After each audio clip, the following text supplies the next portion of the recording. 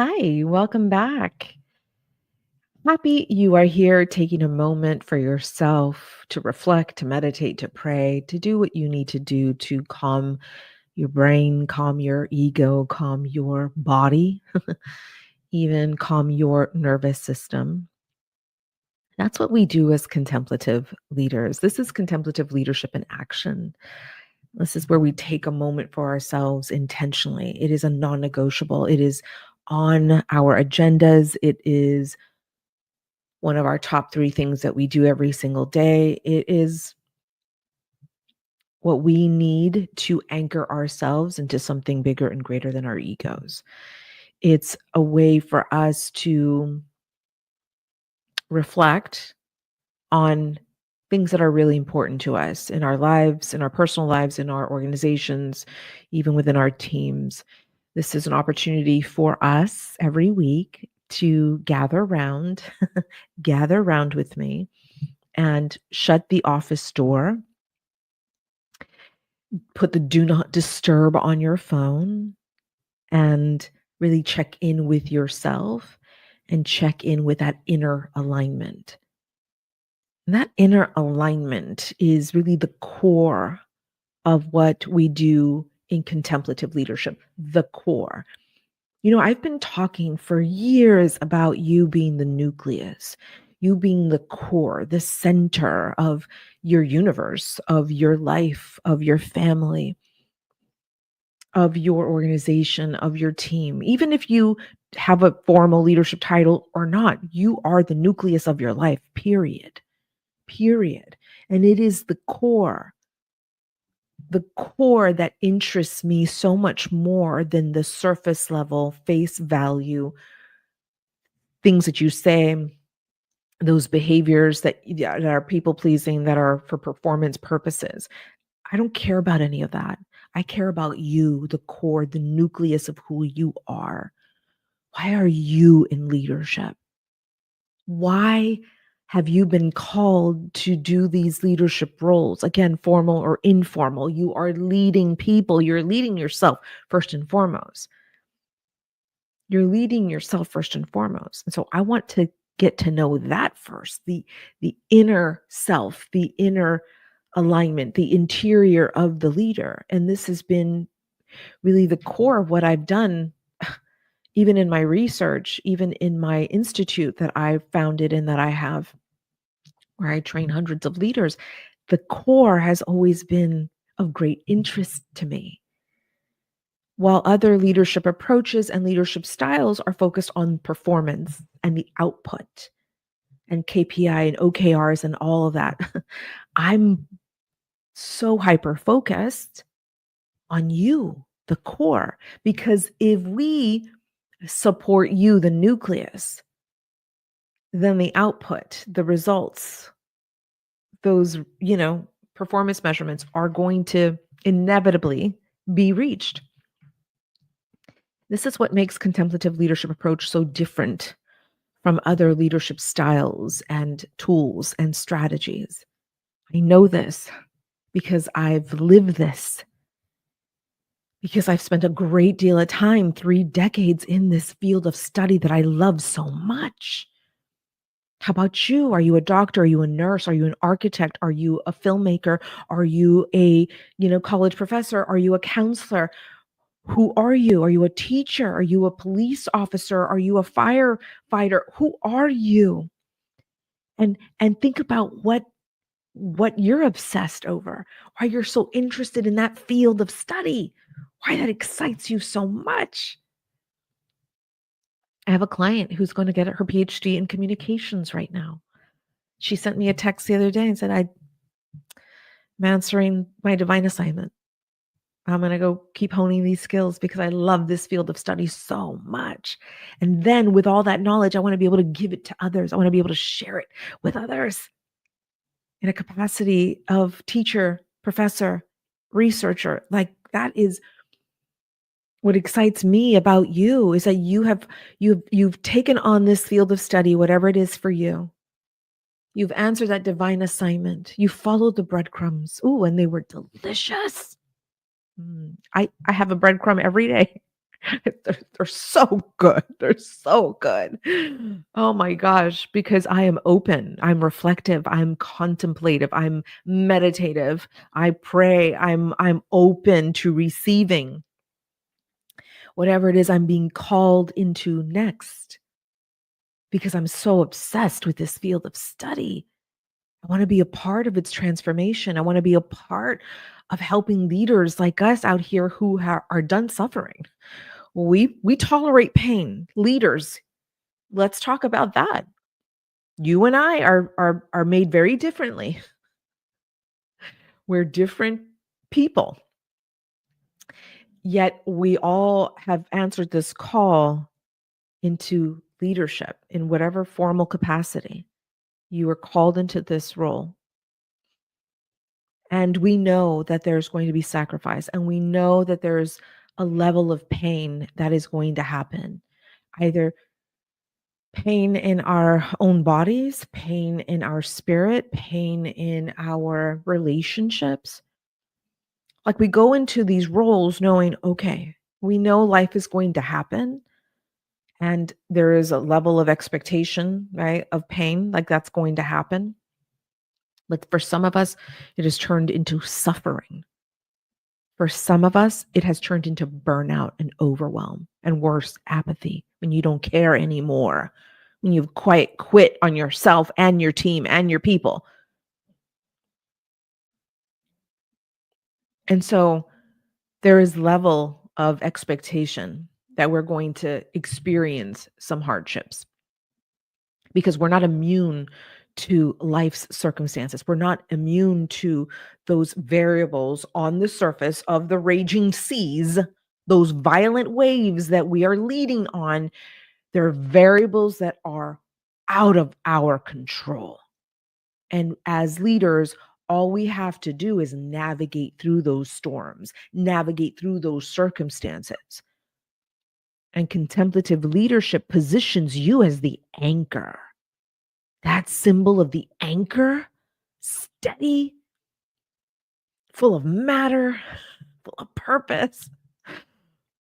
This is why that anchor symbol is so important to me because we're leading in our boats with our teams, with our community members, with our constituents, with even our family members. We are on that boat with them, and we are tasked as the leaders to make sure that every single soul on that boat stays alive, more than alive, thriving. We want them to flourish. We want them to be nourished. We want them to be prosperous, right? That's essentially what we're doing in that boat. We're keeping everybody afloat. But there are variables that are trying to take you and your team out. And what do? We turn ourselves into the anchor. So when you become the anchor and you drop down all the way down to the bottom of the ocean floor where it is still, you are disconnected, detached from those violent waves. You are down below. You are down below. You are now steady because up there you lost your footing. You were about to fall out of that boat, and so was that team, or you were about to crash into those cliffs, or that storm took you 500 miles on the opposite direction, and oh my gosh, how do we get us back on track? Uncontrollable up there. But down below, where the ocean is quiet, away from the violence, away from the anger, away from those high, intense emotions that we have. We're down below, we're settled into the sand. Just the picture of that anchor landing in the sand. That's you. That's the contemplative. Oh, that is so exciting to me. Ooh, I've seen a lot. I've experienced a lot. I'm what you call a traumatized leader. I'm from a generation of leaders that were taught to abuse their power. We're witnessing it. We are seeing it all over social media, all over politics, all over Netflix, those in power, in positions of power, abusing it, destroying spirits, destroying lives, destroying careers. We're seeing it every day. That's the generation that I come from. And guess what? I perpetuated that same cycle of abuse. And many of you out here are living through those decisions, are living through your consequences, are living through what you've put out into the world. And so I've seen a lot, I've experienced a lot, which is why this style of leadership is the answer to my prayer. And I know for many, many out here as well. So you become the anchor in this scenario. We land at the bottom of the sea. Ooh, and we're buried in the sea, in that sand, and we are able to think for ourselves. We're able to separate ourselves from the violence, the anger, the resentment, the bitterness, that chaos, that chaos. We're able to detach from it so that we can think for ourselves, so that we can regulate our nervous systems. Ooh, that alone, my friend, will help transform the way you lead. So you bury yourself down below. And it's not escape. We're not numbing. We're not escaping our responsibilities. On the contrary, this is very active. This is not, we're being proactive. Okay. We're not relinquishing our control. No, we drop down intentionally because we know this is where we can think for ourselves, where we can put our spirit back online so we can tell our tiny ego, it's okay. I got you. I got you. Let's just put that ego on the shelf, better yet in the closet or in the trash can, whatever. But now this is my time. This is my time. This is the time I need so that I can contemplate, so I can reflect, so I can meditate on what to do next. And guess what?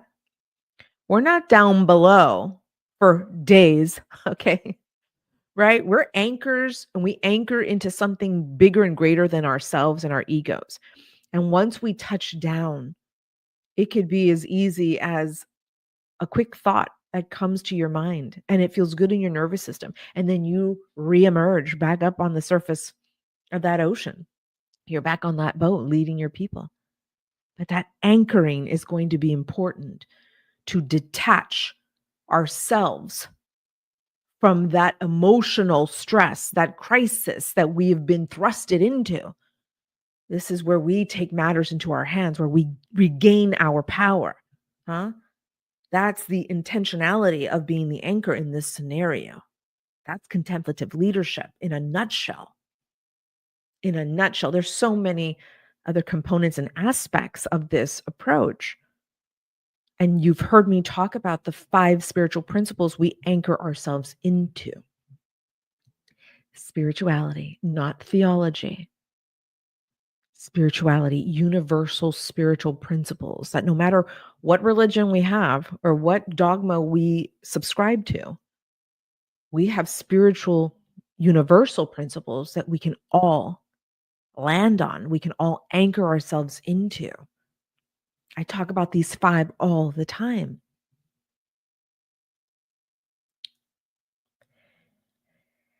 And so if you're new to this approach, well, welcome. It's a new way of leading. It's where you're in control again.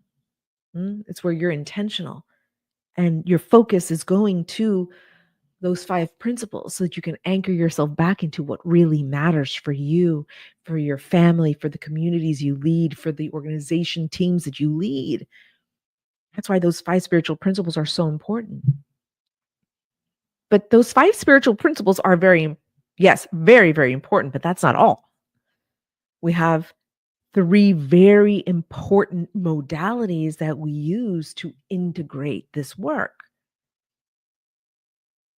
So, what we do in contemplative leadership, so when you see a contemplative in action, there's this integration of the spirit, the non-physical side of you, the non-human side of you. Ooh, that part, because you're leading like you're 100% human and you have forgotten that there is a divine assignment. There's something orchestrating your role as a leader, right? Something orchestrating That's so much more powerful, so much more reliable, dependable than your ego. That's the spirit side. That's the non-physical side of you. That's the you that has the soul, the you that has that divine assignment. Yeah, and it is in this physical body. You have to carry yourself every single day in this physical body. So in this approach, we integrate spirit, we integrate science. Ooh, because that's the body, honey. That's what I'm talking about. That's your humanness. And we integrate strategy. That's your leadership approach.